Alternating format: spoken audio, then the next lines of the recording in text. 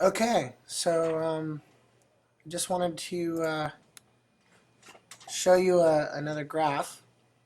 This is an object that looks like it's slowing down while moving in the positive direction, and then speeding up while moving in the negative direction.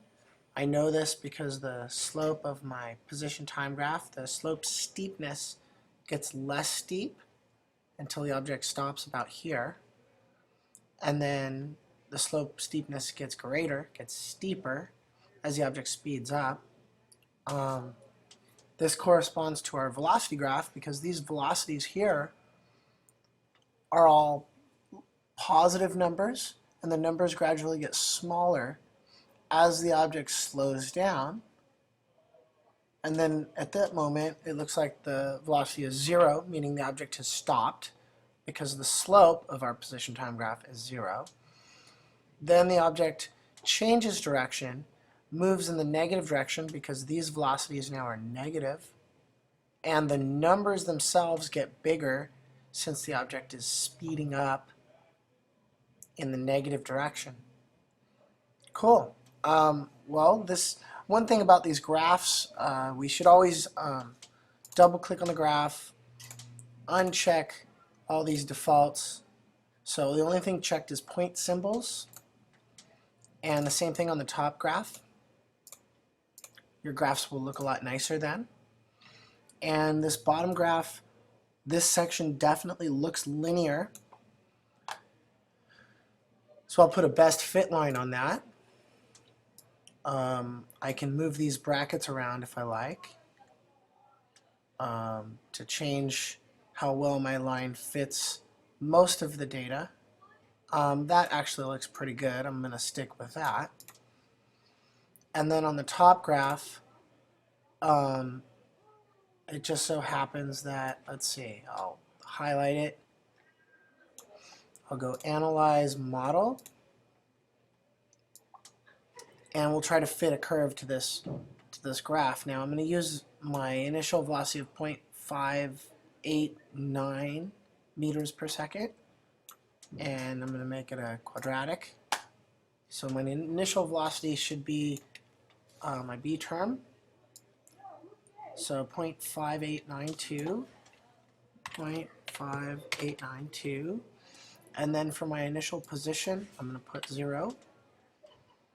And it looks like my a term should be half of my slope on my velocity time graph, because the velocity time graph slope is my acceleration. It just turned out that, let's see, that would be 0.055. I'm not sure. Let me punch that in a calculator real quick. 0.1128 divided by 2 gives me 0.0564. Okay. So I'll type in it's a negative 0.0564. Okay, now it's getting better. I think I'm going to need to move my initial position down. Now, wow, that's pretty good. I'll make my interval smaller, 0.001, now that I'm close. And I'll move this down just a little bit. And you can see that's a pretty amazing curve fit.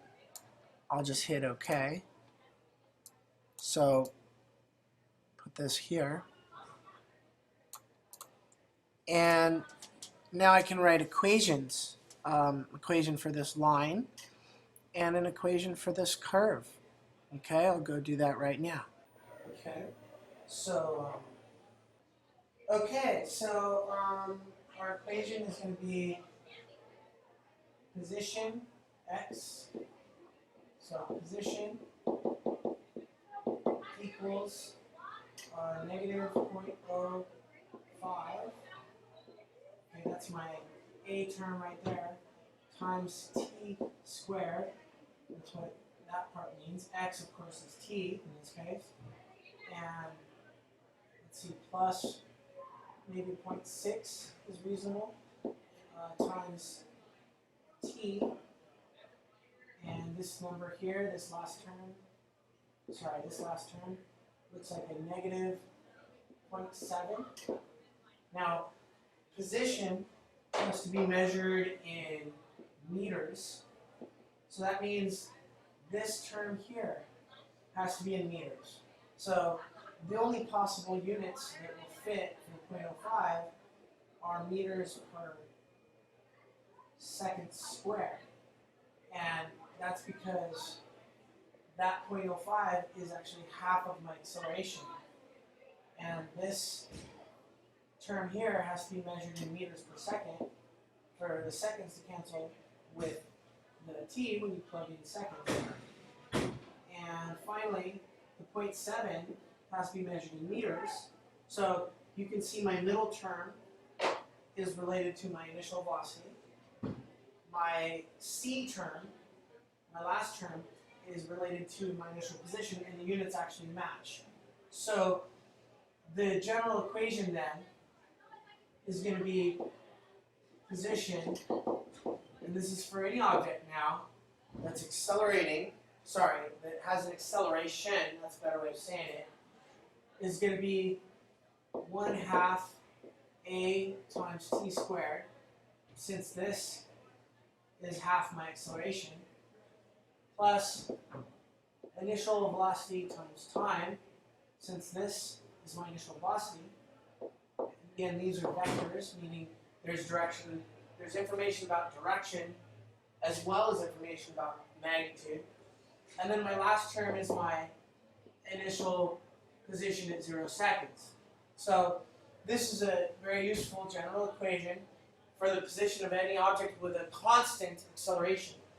Then if you take this line and use this information here, you can write an equation for velocity.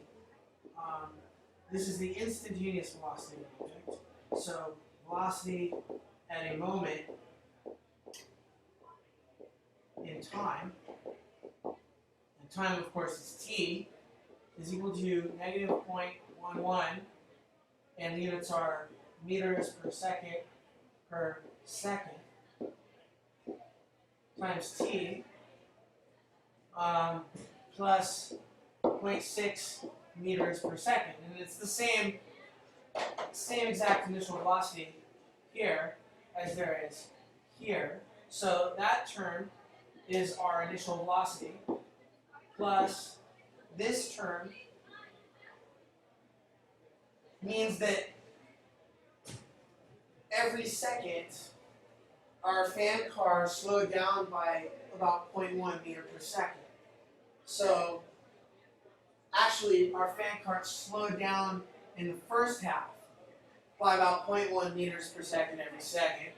But in the second half of the motion, our fan cart sped up by about 0.1 meter per second every second. So each second, fan cart sped up by 0.1 meter per second at the end, and every second that passed in the first half of the motion, the fan cart slowed down by about 0.1 meter per second. Well, that's obviously acceleration, and then we have t right here, t term, so acceleration times time, and this is our general equation for the velocity of an object at any time t. Anyway, I hope that helps. That's how you would get your two general equations from your lab results. And these equations obviously assume the motion is a constant acceleration. Anyway, hope that helps. Thanks for watching.